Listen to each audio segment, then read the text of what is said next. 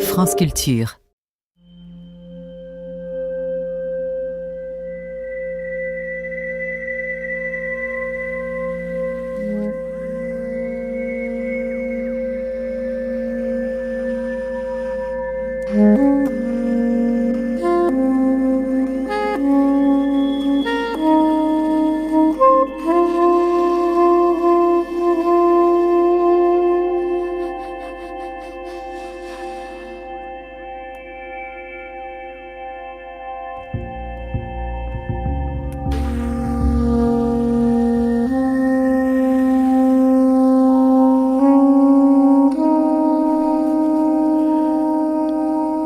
Alain Weinstein, bonsoir.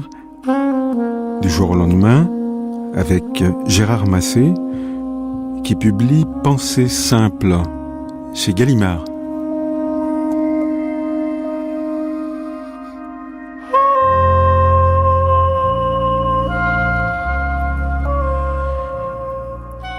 La poésie exagère, mais elle dissipe aussi les illusions.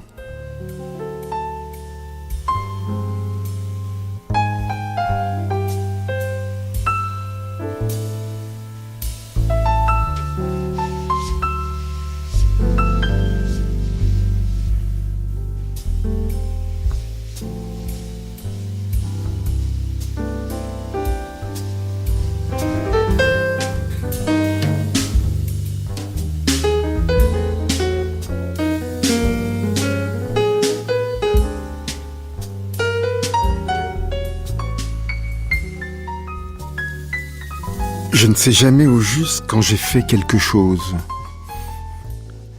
Je lis cette pensée dans Pensées simples, Gérard Massé. Quand vous écrivez, vous ne savez pas non plus si vous avez fait quelque chose. Il y a un moment où je le sais, mais pas à l'instant où j'écris. C'est-à-dire que, bien entendu, il y a une élaboration préalable et je sais bien que je suis en train de faire quelque chose qui peut avoir, disons, avec par exemple les obligations de la vie pratique. Bon, voilà. On est dans un autre état d'esprit. Mais je ne sais pas trop, par exemple, quelle page du volume je suis en train d'écrire, ou quelle sera la précédente ou la suivante, dans quel genre de composition ça va entrer. Alors au fur et à mesure qu'un livre s'élabore, bien sûr, je sais davantage, mais je ne sais pas tout de suite. Autrement dit, je n'ai pas d'intention préalable au livre. Je n'ai pas de projet parfaitement clair. Et si j'en avais un, et s'il était trop clair, ça m'empêcherait d'écrire. C'est-à-dire que ça empêcherait tout simplement à quelque chose de venir, d'arriver. Enfin, un livre est quand même un petit événement. Voilà, il faut qu'il y ait de l'imprévu. Oui. Mais il y a tout de même tout un travail préalable de rumination, comme dirait Nietzsche. Oui, tout à fait. Oui, c'est comme ça que j'écris, et comme beaucoup d'autres. Comme beaucoup d'autres, je crois qu'il y a quand même en gros deux manières. Il y a des gens qui ont besoin de se mettre à une table pour chercher et de s'y mettre avec une sorte de régularité. Jean Echenoz me disait récemment, par exemple, que il travaille vraiment tous les matins. Ouais, moyennant quoi il s'ennuie l'après-midi. Moi je n'ai pas d'habitude, je n'ai pas de régularité. Disons que ça m'occupe à la fois toujours et jamais. C'est-à-dire qu'il y a une sorte de basse continue en moi, ou de rumination en effet, et puis tout à coup ça prend. Voilà, il y a quelque chose qui se formule, que je peux ou retenir ou éliminer, et qui vient s'ajointer à autre chose. Ou alors je sais que c'est à distance de ce qui est déjà là, mais qu'il y aura un chemin à combler. Voilà. D'où la composition de ce qui a l'air de fragments et qui n'en sont pas dans mes livres. Ce sont des morceaux, mais pas des fragments. Le fragment suppose un tout plus vaste, plus grand, une complétude que je ne cherche d'ailleurs pas. Ce sont des pensées. Vous pouvez pas le nier, c'est dans le titre. Oui, des pensées. Mais alors, des pensées au sens poétique ou littéraire du terme. C'est-à-dire que je pense qu'il y a une façon poétique de penser. Autrement dit, plus soucieuse de la monstration que de la démonstration, qui ne se fiche pas en discours, qui ne cherche pas à épuiser le sujet non plus. Vous voyez ? Donc c'est d'une autre nature, plus rêveuse, plus analogique, plus à saut et à gambade, disait Montaigne. Voilà. J'aime bien ce terme, et j'aimerais qu'on puisse le reprendre à la lecture de mon livre. C'est vrai que la rêverie, il joue un rôle décisif. Plus de manuscrits depuis longtemps, écrivez-vous, pas même de carnet de notes, mais chaque jour des heures de rêverie utiles, de monologue intérieur. Oui, qui peut se faire en marchant, en prenant le métro, ou en écoutant de la musique. Enfin, bon. Donc, ce sont ces moments qui créent une sorte de... pas d'ennui, ça à peu près jamais, mais quand même un peu de vide. Il faut, pour accueillir quelque chose qui nous surprend un peu, il faut bien que la place soit préparée. Donc si on est toujours dans le plein, soit le plein de l'activité, soit le plein d'une réflexion qui a toujours un objet à se mettre sous la dent, alors il n'arrive rien parce qu'il n'y a pas de vide. Voilà, il n'y a pas de jeu. Alors, vous savez, la pensée orientale, par exemple, nous a appris beaucoup à ce sujet, mais moi je suis de ceux, bien que je l'aime, je suis de ceux qui pensent qu'il n'y a pas besoin d'aller si loin. Voilà, que l'expérience de l'écriture poétique, c'est cela même. Voilà. Donc ça consiste en effet à être, vous savez, les latins le disaient aussi, c'est l'oisiveté dont ils parlaient, et cette oisiveté qui n'était ni paresse ni désengagement, et sûrement pas inactivité. C'est une autre sorte d'activité, intérieure, mentale, qui peut être à la fois presque passionnée, qui peut être intense en tout cas, et que le monde d'aujourd'hui fait tout pour étouffer. Je dis le monde d'aujourd'hui, mais je me reprends aussitôt. Sans doute que ça a toujours été une conquête, ou en tout cas, ça a toujours nécessité des conditions particulières qu'il faut créer, même en organisant sa vie. Donc de ce point de vue, penser de la sorte est un art de vivre. Vous voulez dire qu'on n'écrit pas seulement la plume à la main? Non, voilà, exactement. Et même, dans mon cas, assez rarement, que ce soit plume ou ordinateur ou clavier, tout ça ne change rien. Sinon, on est comme les photographes qui ne discutent plus que de leurs appareils, et pas de ce qu'ils voient. Donc tout ça n'a pas d'importance. Mais c'est vrai que la plume à la main ou le clavier qu'on frappe, pour moi, c'est le dernier moment. C'est le dernier moment, et souvent je me débrouille pour avoir quelque chose en réserve pour le lendemain ou le surlendemain. C'est-à-dire pour ne pas être à court, pour ne pas avoir à combler à tout prix, vous voyez, la page vide, même si cette page vide est dans la tête. C'est-à-dire que j'écris quand quelque chose d'autre se pointe. Voilà. Et écrire n'est que l'acte matériel qui fait que quelque chose sera lisible par autrui. Alors, ça n'empêche pas de faire ensuite un travail artisanal, de déplacer des virgules ou de changer des adjectifs, bien sûr. Nous parlions de rêverie, Gérard Massé, et parmi les rêves que vous faites, dont il est question dans Pensée simple, il y a celui que certains prendraient pour un cauchemar, le rêve de ne plus écrire. Ah oui, c'est moins présent maintenant, mais ça a été le cas pendant longtemps. C'est-à-dire qu'il y avait un enjeu qui était plus dramatique autrefois vis-à-vis de l'écriture. C'est-à-dire que, voilà, une fois pour toutes, voilà, le livre qui me débarrasserait, c'est un peu naïf, et je le savais déjà, bien sûr, mais tout de même, oui, voilà. Et non, j'ai continué, et j'en ai pris l'habitude. J'espère que c'est pas devenu seulement une routine, qu'il s'agit d'autre chose. Et maintenant, il n'y a plus cet enjeu-là, parce que l'écriture, j'ai accepté cela sans doute en vieillissant, l'écriture m'accompagne. Ou plutôt, comme on disait tout à l'heure, ce qui débouche sur l'écriture, ce qui crée les conditions de l'écriture. Voilà. On peut témoigner que votre rêve n'a pas été exaucé, puisque le livre qui paraît aujourd'hui, Pensée simple, Gérard Massé, doit être quelque chose comme le 30e, enfin je ne les ai pas comptés. C'est le 20e chez Gallimard. Le 20e chez Gallimard, mais il y en a quelques autres ailleurs. Oui.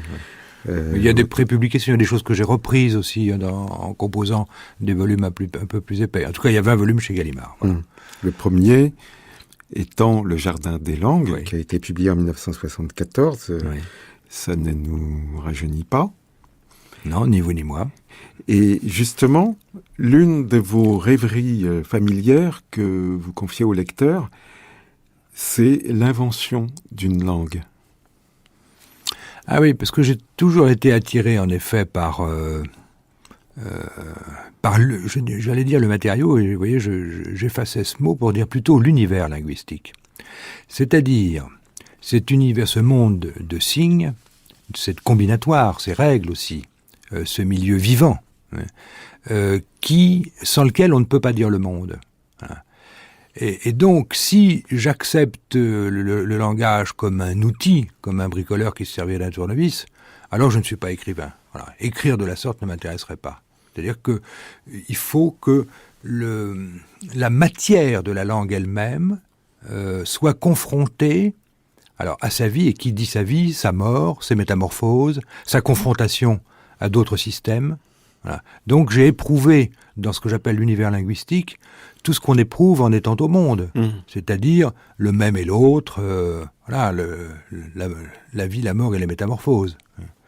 La question de l'origine aussi, par exemple. Si vous posez la question de l'origine à travers les langues, comme le 19e le pensait, et certains le pensent encore aujourd'hui, avec une langue unique qui aurait donné toutes les autres, etc., vous êtes tout de suite quasiment, pas seulement dans la métaphysique, mais dans la théologie. Donc on aborde, à travers la langue, on aborde des questions beaucoup plus immenses et beaucoup plus graves même. À travers cette origine unique ou ces combats linguistiques comme ça à travers l'espéranto ou le sanskrit qu'aurait donné à travers le sanskrit, langue de l'origine, on est tout de suite dans le mythe arien, vous voyez. Avec l'hébreu, on est dans judaïsme et christianisme. Tout de suite on remue des questions qui vont bien au-delà du langage parce que le signe linguistique renvoie à quelque chose. Alors, précisément, on parlait du mot, on employait le mot rêverie tout à l'heure, je voulais qu'il n'y ait pas d'ambiguïté à ce propos. Pour moi, la rêverie, c'est pas du tout une façon d'être hors du monde. C'est une façon d'être, au contraire, présent autrement à ce monde et d'interroger la réalité. De l'éclairer d'une certaine façon. Donc plutôt que d'affronter des étymologies incertaines, vous renoncez à cette invention d'une langue, même si de temps en temps c'est un rêve que vous caressez encore en bricolant, comme vous disiez, avec des langues différentes. Oui, mais si je bricole, par exemple, et si pendant une demi-journée ou 3 jours, je pense à une langue imaginaire, ce qui, pour ma part, alors me fatiguerait et m'éreinte à l'avance, c'est d'inventer le système entier, et son histoire, et ses exemples, et ça donnerait pour moi une mauvaise tentative romanesque. Oui. Donc, finalement, vous ne vous prenez pas pour un dieu. Un demi seulement. J'aime bien cette boutade, d'abord parce qu'elle me fait rire, mais ensuite parce que, en effet, oui, profondément il y a de ça, oui, voilà. Et c'est contre ça que j'écris, contre ça que je lutte avec mes faibles forces, oui. Oui. Je ne vous prends pas pour un dieu, mais je n'éprouve pas non plus le point de vue d'un dieu. Non. Ce qui, pour beaucoup d'écrivains, est absolument nécessaire. Je disais bricoler, en fait, vous imitez le rossignol, par exemple, en apprenant un peu le chinois. Oui, ça part d'une anecdote racontée par Plutarque, qui est reprise par Jean-Pierre Richard dans son dernier livre qui s'appelle Pêle-mêle. Il raconte que on fait l'éloge devant quelqu'un d'un homme qui imite le rossignol. Et l'autre répond qu'il n'a pas besoin d'aller entendre cet homme, parce qu'il a déjà entendu le rossignol. Bon, je trouve cette anecdote prodigieuse, parce que c'est effectivement, pour aller vite, c'est nature-culture, c'est la chose et sa transposition ou sa réflexion, etc. Tout le monde comprend ça. Bon, Et cet homme qui ne veut pas entendre l'homme qui imite le rossignol est un être que je trouve extrêmement pauvre, mais qui existe toujours. Voilà. C'est celui qui croit que, par exemple, la nature naturante, c'est bien mieux que le monde humain. Il n'y a pas d'ailleurs à s'interroger sur le fait de savoir si c'est mieux ou plus mal. Voilà. Les deux existent forcément, sont condamnés à cohabiter, et ce qui est intéressant, c'est leur interaction et leur échange, l'échange perpétuel. Oui. Donc j'ai imité le rossignol, oui, en apprenant des langues. Admettez avoir imité le rossignol en écrivant, sauf quand vous écriviez des poèmes. Ah oui, j'ai ajouté ça, oui. Oui, parce que dans le poème, alors là on est dans le chant, la voix, disons que la référence au monde n'est pas en dehors de ce qu'on est en train de dire. Elle n'est pas en dehors du langage. C'est le moment où il y a l'adéquation, pas parfaite parce que ça n'existe pas, mais presque entière entre l'objet dont on parle et la façon dont on le dit. Voilà. Alors on peut trouver ça dans un texte en prose d'une autre nature que le poème, mais dans ce que j'appelle le poème, voilà, ça pourrait presque être une définition. Voilà. On est, voilà, le signe linguistique rêve de coller à la chose. Voilà. C'est de Valéry à Ponge et à bien d'autres, on a dit ça avant moi. C'est vrai que vous embarrassez souvent les exégètes, les critiques sur la question de la poésie. Est-ce que Gérard Massé est un poète? Est-ce que ses livres sont des livres de poésie? Bon, il y en a quelques-uns qui sont des livres de poésie, sans discussion possible. D'autres pour lesquels la discussion est ouverte. Est-ce que le livre de poésie, c'est forcément un livre de poème? La réponse ne va pas de soi. La poésie déborde le poème. Et d'autre part, ça me permet de dire quelque chose aussi, c'est que les poètes que j'aime sont de grands critiques. Ce sont des gens qui se sont préoccupés aussi bien d'esthétique que d'anthropologie. Enfin, je pense à Léopardi, à Baudelaire, à Coleridge et ses carnets. Coleridge est quelqu'un, par exemple, on l'oublie souvent, mais qui a écrit des poèmes extrêmement jeunes et qui ensuite s'est adonné à la philosophie, mais à sa façon. Donc en n'abandonnant pas le point de vue d'un poète. Donc il me semble que le poète n'est pas celui qui naïvement exprimerait des sentiments en roucoulant un peu. Bon voilà, pour dire les choses de façon un peu caricaturale. L'un de vos livres de poésie s'intitule « Fille de la mémoire ». C'est un livre assez récent d'ailleurs, qui a été publié au début du XXIe siècle. Et dans « Pensée simple », vous revenez sur ce mot « mémoire » qui compte parmi les mots que vous aimez. Oui, et que j'utilise assez souvent, on me l'a fait remarquer. Mais c'est un mot que j'aime beaucoup, oui. Oui, là, j'en profite pour dire que c'est proche du mot « moire » aussi, oui. C'est-à-dire quelque chose qui n'est pas figé, qui est changeant, qui est comme c'est issu, vous voyez, à la coloration mouvante selon la lumière. Voilà. Il me semble que la mémoire, c'est ça, oui. Quant à ces filles de la mémoire, vous aurez reconnu la définition des muses, qui m'amusait de reprendre sous cette forme. Et bien sûr, il y a une grande différence entre les souvenirs qu'on conserve pieusement et la mémoire, qui est une atmosphère mentale, un milieu de naissance pour la poésie. Oui, ou pour des œuvres qui formellement ne sont pas des poèmes, mais qui relèvent tout de même de la poésie, voire la recherche du temps perdu, n'est-ce pas ? Au fond, chez Proust, alors voilà un livre qui est vraiment une somme et dans lequel on peut tout trouver. Mais entre autres, une sorte de long poème en prose. Un immense livre de mémoire est aussi un long poème en prose. Bon, simplement, il y a des aspects narratifs qu'on ne trouve plus beaucoup dans la poésie d'aujourd'hui, mais qu'on trouvait très très facilement dans la poésie ancienne. Donc la poésie peut être narrative, ou la narration peut être poétique. Voilà. C'est ce renversement qu'opère Proust. Donc chez lui, il y a évidemment une mémoire si vivante qu'elle devient une fiction. Or, il n'y a pas de doute qu'il ne triche pas avec ce qu'il a été, avec ce qui remonte en lui, mais il sait fort bien que ce qui remonte, c'est de l'ordre du présent et pas du passé. Nous ne parlons jamais que du présent. Et dans ce présent, il y a en effet tout le passé qu'on est capable de réanimer. La mémoire vit dans un texte, mais aussi dans l'espace, un territoire, un pays, et il y en a un qui, pour vous, est de la mémoire. C'est un pays que vous connaissez bien, parce que vous y avez vécu pendant un temps. un pays dont on parle beaucoup ces temps-ci, c'est le Japon. Ouais. Oui, puisque vous faites allusion au fait qu'on en parle beaucoup en ce moment, c'est-à-dire à cette catastrophe qui est arrivée dans la région qui s'appelle Tohoku, ça signifie nord-est tout simplement, au nord-est de Tokyo. Figurez-vous que j'y étais très précisément au mois de novembre. J'ai exploré cette côte et ça me... Enfin, on est tous concernés par une catastrophe pareille, bien sûr, mais là, c'est encore un peu plus précis pour moi, parce que les noms même des villages me disent quelque chose, et on n'est pas près de les revoir, à mon avis, parce que c'est une zone qui va être gelée, ou alors quelques vieillards continueront de faire leur jardin et de manger du poisson radioactif. Bon. Oui, le Japon, c'est ce pays tremblant, ce pays secoué, ce pays où on a toujours tenu compte du jeu de l'éternel et de l'éphémère, et puis la réalité leur donne toujours raison.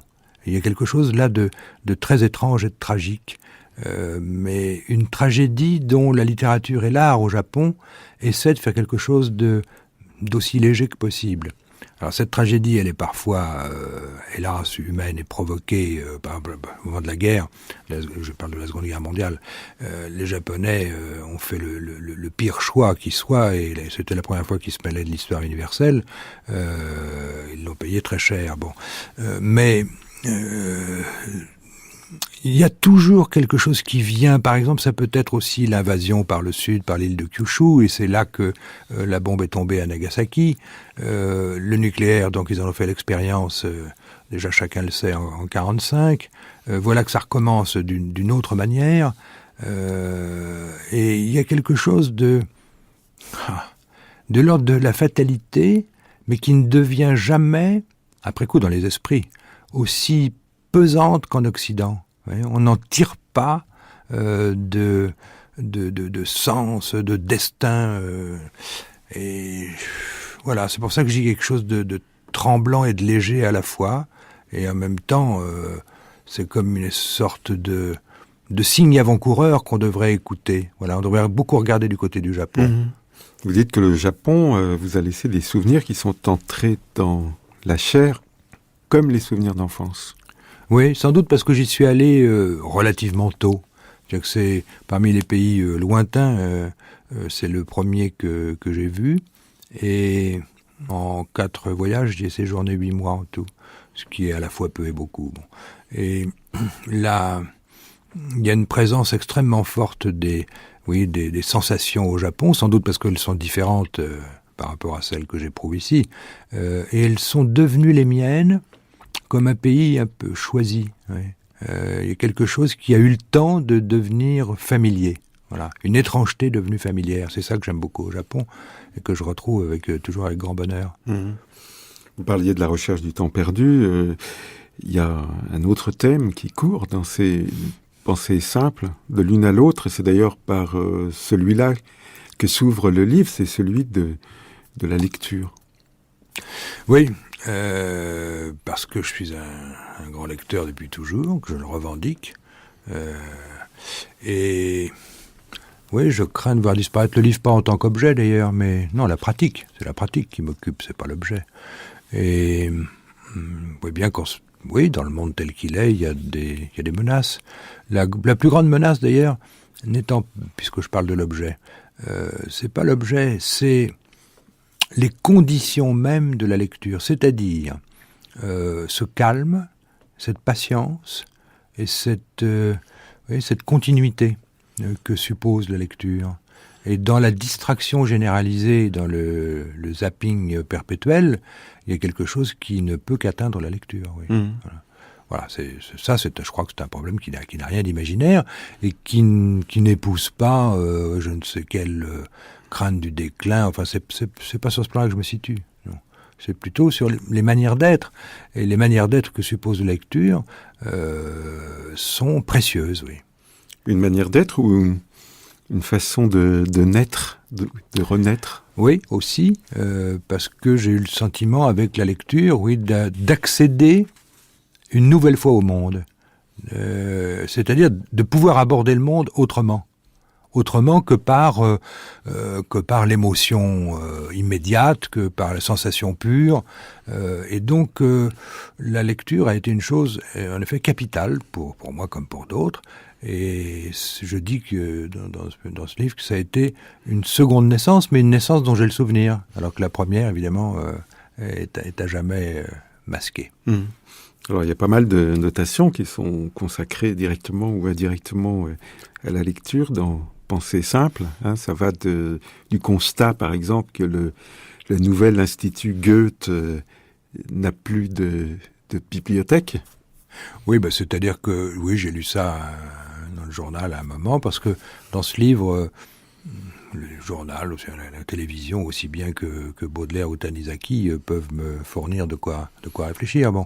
Là, ce qui me frappait, c'est que, comme dans beaucoup d'endroits, la littérature est remplacée par la communication. Voilà. Et c'est pas du tout la même chose. Il y a des façons de lire qui peuvent être dangereuses. Ah oui, ça, parce que quand elles sont naïves, c'est-à-dire que quand on se prend pour le héros du livre ou qu'on essaie de l'imiter, on se demandera toujours si les suicides de l'époque romantique étaient réellement provoqués par Werther ou pas, ou si des livres malfaisants ont été à l'origine de crimes. Je crois pas que la lecture ait tant de pouvoir que ça, mais en tout cas, il vaudrait mieux lire en se dégageant de cette projection sans aucune distance. Oui. Les questions de La Fontaine, d'ailleurs, on ouvre le livre sur une phrase de La Fontaine. Oui. Quelqu'un peut donc penser ne se pouvant connaître. Oui. C'est un bel alexandrin, n'est-ce pas? Oui. Et évidemment, les fables vous amènent aux animaux. Oui. Voilà une façon d'envisager les animaux qui précisément est tout à fait informée. Parce que ce qui me frappe chez La Fontaine, j'ai enquêté un tout petit peu, c'est qu'il est très très informé. Et en même temps, il ne traite pas les animaux comme des réalités seulement naturelles, puisque c'est lui qui parle, donc un homme. Donc un homme ne peut pas parler des animaux en dehors de l'univers humain. Ponge a retrouvé ça avec les choses.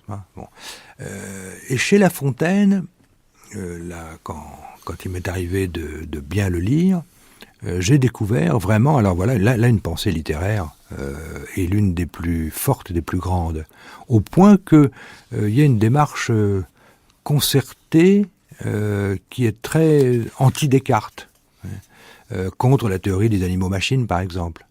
Et chez La Fontaine, il y a l'observation d'une intelligence qui est à l'œuvre chez les animaux, qu'il ne confond jamais avec l'intelligence humaine, contrairement à ce qu'on pourrait imaginer grossièrement quand on n'a lu que 2 ou 3 fables. Et je trouve ça tout à fait admirable. Ouais. Alors je pense que vous passez beaucoup plus de temps, Gérard Massé, avec un livre que devant un écran de télévision. Vous n'êtes pas un téléspectateur trop assidu, je suppose. Sauf la nuit. Voilà, la nuit, au lieu d'écouter la radio, qu'est-ce que vous faites? Vous regardez les documentaires animaliers. Ça m'arrive, oui, ça m'arrive. Ou autre chose, mais il est vrai que je me réveille la nuit maintenant et la télévision, l'image de la télévision a un pouvoir un peu hypnotique, alors ça m'aide à me rendormir. Mais au passage, j'attrape comme ça un certain nombre de choses, et dont, il y a beaucoup d'animaux la nuit. C'est d'ailleurs quelque chose qui me paraît assez symptomatique que la télévision diffuse tant d'émissions, de documentaires consacrés au monde animal la nuit plutôt que le jour. Comme si le jour était consacré au monde humain, à travers les diverses émissions, les informations, etc. Et la nuit redevient l'univers des animaux. Je trouve ça assez beau d'une certaine façon. Personne, je pense, dans la programmation de la pensée en ces termes, mais il se trouve que c'est le cas. Voilà. Et alors on voit comme ça, oui, des bêtes curieuses, des varans, des colibris, beaucoup de tigres, surtout ceux qui vont disparaître. Et ça m'aide d'abord à m'endormir, mais d'abord à réfléchir. Ouais. Vous aimez les images en mouvement, vous aimez aussi les images fixes. Il en est question dans Pensée simple, et on sait que vous êtes vous-même photographe. Oui, ça m'arrive de photographier et même de publier des photos dans l'exposé, oui. une de mes distractions nocturnes en ce moment, j'appelle ça des captures, et vous comprendrez pourquoi, c'est de photographier la télévision. Ça m'arrive. Capture et chasse nocturne. Et donc, oui, il y a une réalité là qui est doublement transposée du coup. Vous êtes vous-même un chasseur de détails. Ah oui, je sais pas, chasseur, oui. Oh, chasseur bien inoffensif en tout cas. Mais aux aguets, oui. Aux aguets, mais aux aguets, au sens, je crois que je le dis à un moment, au sens où Kafka l'était, ou Kafka lu par Deleuze, vous voyez, c'est-à-dire que, oui, Kafka est dans le terrier familial, il mène une vie apparemment banale, et en fait, il est toujours en éveil, toujours aux aguets. Lui-même, vous le savez, se compare souvent d'ailleurs à un être animal. Et déjà son nom,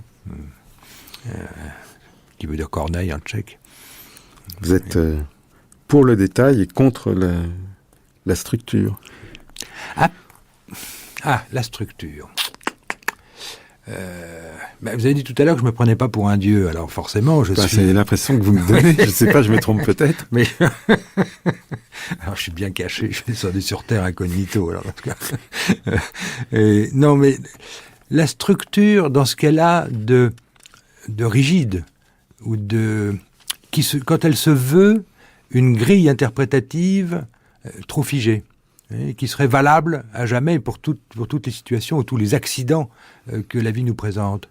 Alors, je ne suis pas du tout pour comment vous dire, le vrac, ou ce qui va comme ça, n'importe où, au jour le jour, au gré des humeurs. Non, enfin d'ailleurs, mon livre, j'espère qu'il ne donne pas cette impression. C'est un livre composé, par exemple.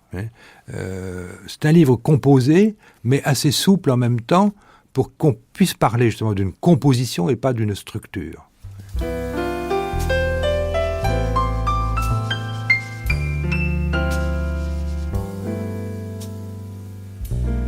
Pensée simple, le livre de Gérard Massé est publié chez Gallimard.